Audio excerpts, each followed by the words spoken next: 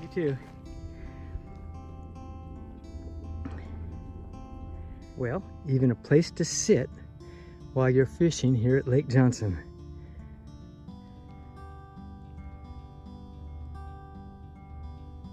Yes, I would love to be out here with my kayak too, fishing. I have a Hobie kayak and it is a great kayak to fish in. There he is. Hey guy, see if we can get you to move a little bit. Maybe not. Getting pretty close. Getting pretty close. Yes, I am. Yeah, I wonder who put that rock fence up. Okay. Yeah. Lake Johnson Loop Trail Park Half Marathon. Yep. The barn's only 6 miles if I go this way. And Lake Johnson Fair Forest Creek Connector Trail is that way. Oops, there we go. But I'm gonna go up to the Dairy Ridge Road. So I've got to hike up this trail here, pick up a trail, make it up to Dairy Ridge Road. I've already been around Lake Craig, over the dam, between Lake Craig and Lake Johnson, up the loop trail. But I want to make this a longer hike today. Let's see how it goes.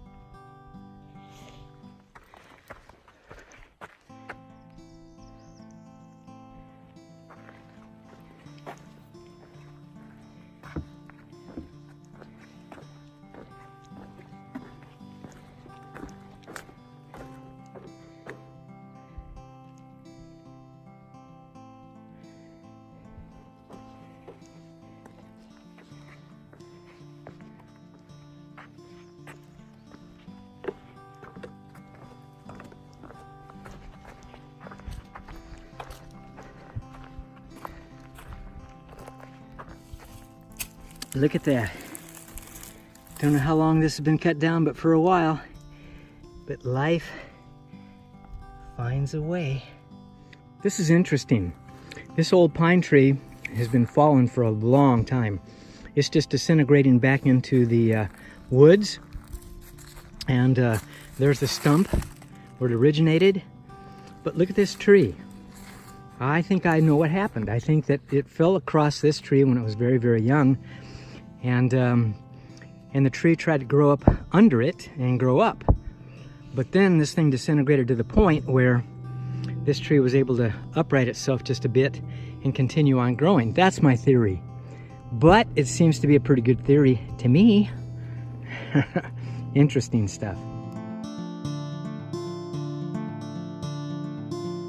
So this appears to be the remnants of a bridge that I believe was built during Camp Croft's training days for the military during World War II. They have bunkers all over the area and remnants of where the soldiers dug trenches and practiced and stuff like that.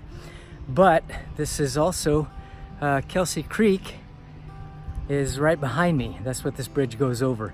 And so right now I'm on the Palmetto Trail, just about 6-7 minutes from, let's see, Dairy Ridge Road. Then I'll cross over and take the opposite bank back, circle around, make a big loop, and go back around Craig Lake and pass between Craig Lake and Lake Johnson, and then I'll be home. So I'm just about halfway done. So here's the bridge. This is Kelsey Creek. I've alluded to the Battle of Kelsey Creek from Revolutionary War days in one of my previous videos. But it's just a beautiful day. Oh my goodness.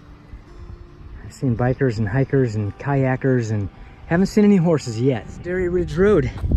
I cross over and get to the other side, and that's where my loop, you know, the north side of my loop is at.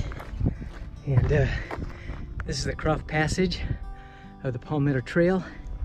And right up there is where a whole bunch of bikers, hikers. Okay, so now I'm on the other side of Kelsey Creek. I crossed over the road, and kind of interesting, this trail. It's up on this berm right here. Interesting stuff. I could go over it, or I could cross down and go under it.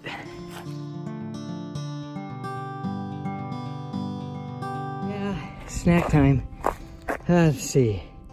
Attain bar, nutrition bar, chocolate caramel nut. Tastes pretty good. Gotta have some. This is a dead pine tree, and it fell down a long time ago, and has a bunch of sap that collects in the dead limbs. These limbs right here, they have sap in them. They're what I refer to as rhino horns, because if you were to cut this off, it looked like a rhino horn. And you can't see it, but right here, when we took these off, they had a lot of heavy sap in them, and we call that fatwood. And oh, by the way, this is a bunker that was put here, I believe, Croft State Park. Before it became Croft State Park, it was Camp Croft, where they did the training facility for World War II. This was a protective bunker when they were practicing, and practicing wartime games and stuff like that. But they put up this whole berm all the way along here. All right. Dead and rotted out tree. It was also pine of some sort. And I came and cut off right here. That was full of pine sap. And that's fatwood. Burns really well. Look how unusual this tree is. But I know what causes this. A vine wrapped around it and was kind of choking it for a long time, until finally the vine disappeared, broke, whatever, and it left the shape. It's just a very interesting shape for a tree, don't you think? I stopped here to take a picture or a video of the remnants of this old chimney a few weeks ago, and realized when I pull out my cell phone, it wasn't there.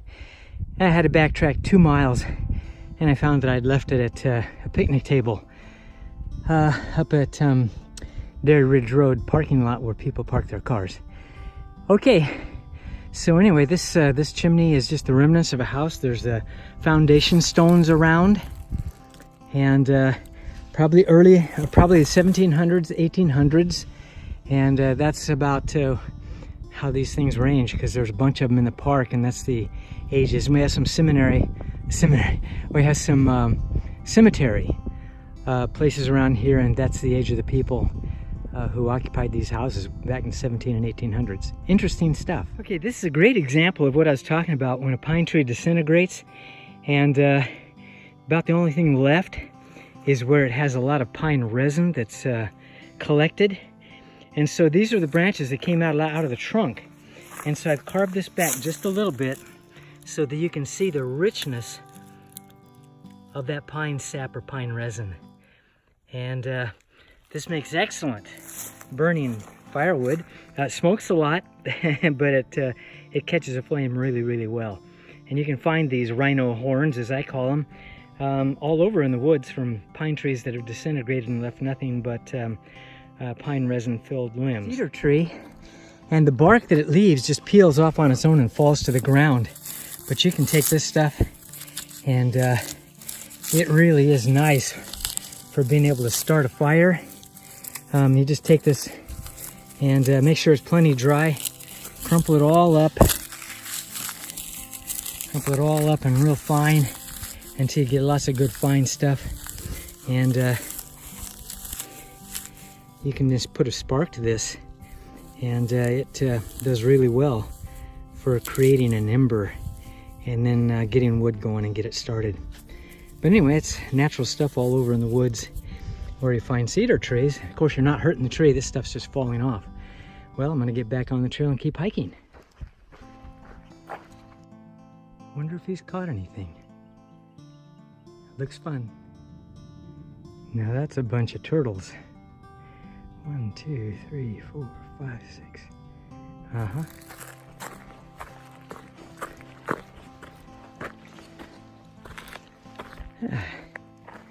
So, The trail used to go across here, and it would go right over there.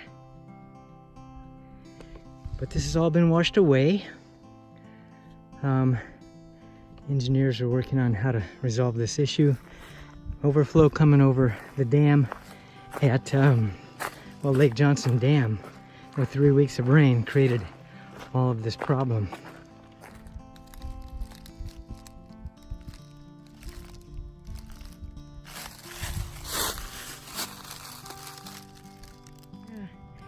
A lot of people out here fishing. I'm on the dam. I was here about 6 hours ago.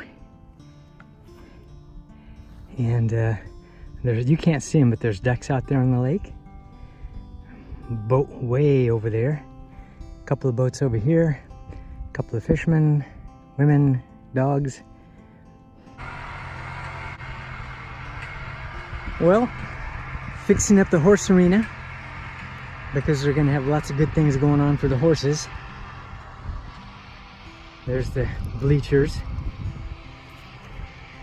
Picnic tables up there, restroom up there. Okay, about 3 minutes from my car, and this is about 6.5 hours to go around the lakes and all the way up to Dairy Ridge Road and then back again. Saw lots of bikers, hikers. Had a good talk with one of the lady hikers. We hiked for about 10 minutes together, and then we took different trails. But this was just an awesome day, and it's just nice to see that the sky has been clear all day long, and it's been just awesome. All right, I'm done.